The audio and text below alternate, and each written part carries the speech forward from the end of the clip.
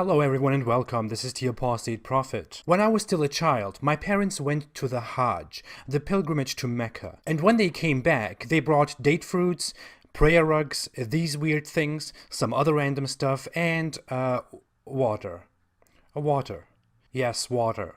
They brought water. From Saudi Arabia to Germany, they brought water. They brought water to Germany on a 6-hour flight from Saudi Arabia. And when they brought that water, it was stored at a very special place, supposed to be used only in very special cases. Drinking with restrictions, not whenever you're thirsty. And not to brush your teeth, sprinkle your body, or wash your butt. At least when I drank it by mistake, no one told me to spit it out, but you get the idea, it was special water. When we drank it, we were reminded explicitly to remember Allah, and to turn towards the Kaaba while drinking it, and to make a prayer when we are done. And we should never waste it. All of that was quite odd to me at that age, and I saw the same thing among relatives and among other people, among religious friends of my parents. Later, when I devoted myself to Islam, I understood further that this water is very holy. All that awkward behavior over some water is quite interesting, so let's give some context here. It is called Zamzam water and comes from a well in Mecca, only a few meters away from the Kaaba. According to Islamic belief, Abraham's second wife Hagar was left in the desert by Abraham together with their son Ishmael. When Hagar ran out of water for the little kid, she became desperate and started walking around between two hills looking for help in the middle of the desert, while praying to God. Those two locations are claimed to be known today and are called Safa and Marwa. Her desperate walk between those 2 points is weirdly practiced during the pilgrimage by every Muslim. Anyway, she was desperate, and while she was in despair and came back to Ishmael, she suddenly saw that water came out from below Ishmael's feet. According to some stories, Ishmael scraped the ground with his feet. In other sources, Gabriel came and caused that well of water. When Hagar had enough, apparently she told the water to stop. She's talking to water. And that stop command is translated from Zamzam, stop, stop, which led to the name of the water well, Zamzam. Muslims believe that this story happened right next to where the Kaaba stands, which was built later by Abraham and Ishmael.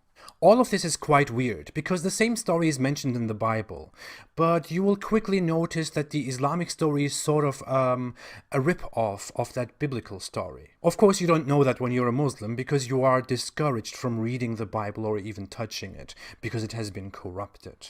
According to the Bible, Abraham's concubine, not second wife, Hagar, was sent and not left by Abraham together with their son Ishmael to a wilderness that is, however, nowhere near Mecca. According to the Bible, that place is the desert of Paran. Now, the desert of Paran is mentioned in some Bible verses, and considering that Abraham lived in Beersheba at that time, which is in Palestine, it would be very illogical and nonsensical if Abraham sent his concubine from here to here. The desert of Paran is described in the Bible as a place close to some other places: Araba, Suf, Tophel, Laban, Hazeroth, Dizahab. All these places are around here, not around here. So in the Bible, where the story originates, the desert of Paran is around Palestine and Jordan, not down here. What's also interesting is that in the Bible, the two continue to live in the desert of Paran, and Hagar later gets her son Ishmael a wife from Egypt, which is here. Imagine her going to Egypt for a wife from here, compared to here. Also, in the Bible, the well doesn't have such a huge significance, except that God gave it to Hagar so that she could feed her child. If we come back to Islam, however, the Zamzam well is so big, so significant, so miraculous, that it would have flooded the earth and caused a river if Hagar didn't intervene and stop it. That's what hadith say. Bad Hagar. But hey, that's nothing. Look what the hadith say about the Zamzam water. According to Islamic belief, you should drink the Zamzam water as a Muslim. That means basically mostly you have to, because in Islam you want to be liked by Allah and Muhammad. Muhammad even called people who don't drink the Zamzam water hypocrites, in that the difference between a believer and a hypocrite is the drinking or not drinking of the Zamzam water. It's... water. Moreover, according to Islam, the Zamzam water is the best water in the world, the best of all. It is also thought and believed to heal diseases and sickness because it's such a miraculous water. According to Islam, Zamzam water can quench your thirst and feed you, which means it can be a substitute for food. According to that logic, you could survive for a very long time just by drinking that water, without eating any food, and you wouldn't have very much loss. In fact, according to an authentic Islamic narration, a man spent 40 days and nights, which could be considered figurative speech for a very long time of over weeks, just drinking the Zamzam water. He was very healthy and had no complaints at all.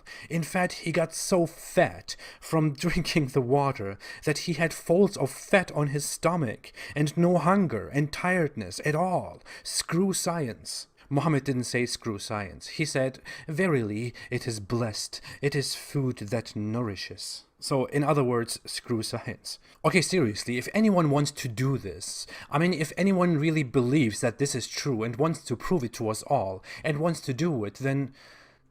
Look, I'm not Hitler just because I have a German accent.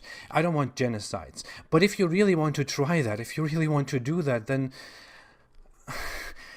go ahead and please report back to us after over a month, if you can. I assure you, something miraculous will happen, and you won't witness that completely. What is even funnier is that Islam wants you to believe, or that many Muslims do believe, that the Zamzam water not drying out, flowing, and being in the middle of the desert is some kind of miracle. But here's a short lesson about water wells, which many people don't really understand, because who really cares about water wells, right? I can't blame you. Water is everywhere in the deserts. If you go and try to learn about how water wells form, you will learn that everywhere, even under a dry desert, there is water underground that you can obtain by digging and using different techniques. So a water well in the desert is not a miracle, although in old mythologies people thought that that was a miracle and a very weird thing. A well flowing in the desert is not a miracle. If we look at water wells scientifically, we see that they are supported by very many natural factors, such as rain that collects underground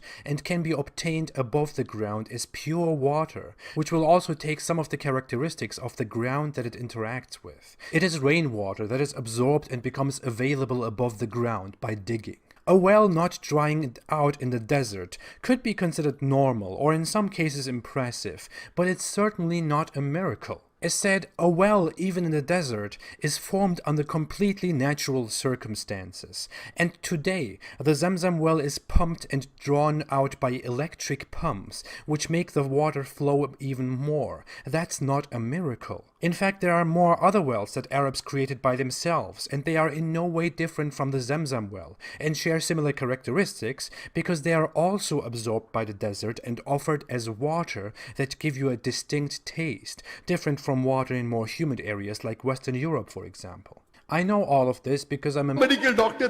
No, I know all of this because it's publicly available information. I'm not a medical doctor. Zakir Naik is a medical doctor. What is also publicly available information is that the Zamzam water was tested at different times at different places by different people. And in some completely different, unrelated cases, it was found that the water contains dangerous amounts of toxic bacteria and chemicals, while other studies at other times by other people found the water to be completely fine and normal to drink, without any huge, miraculous, extremely, enormously healthy specifications. Of course, if you look at Islamic sources, they will ignore all the bad results and disqualify them like geniuses, and will only give you the good results, like those shared in Saudi Arabia by the authorities. For some reason, I can't really figure out why they would hide the bad ones and take only the good ones. It's a mystery. As a conclusion, there is not much special about the Zamzam water. There is actually nothing special.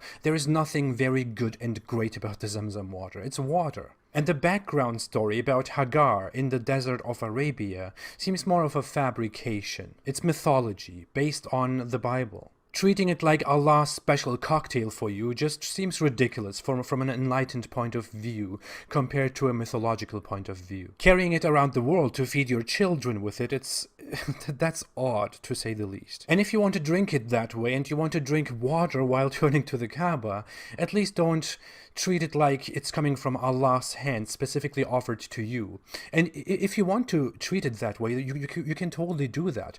But at least don't try and tell other people that there is something holy and beautiful and wonderful and miraculous and great about it, while completely disregarding science and common sense, and then blaming others because they don't believe your ridiculous side of the story. The Sunnah and the admiration for Islam and Allah and Muhammad doesn't substitute science. It just makes you look weird. It's water. We have plenty of it in the world. We have a lot of it in the world. Thanks for watching. Stay away from Islam. I'm such a jerk.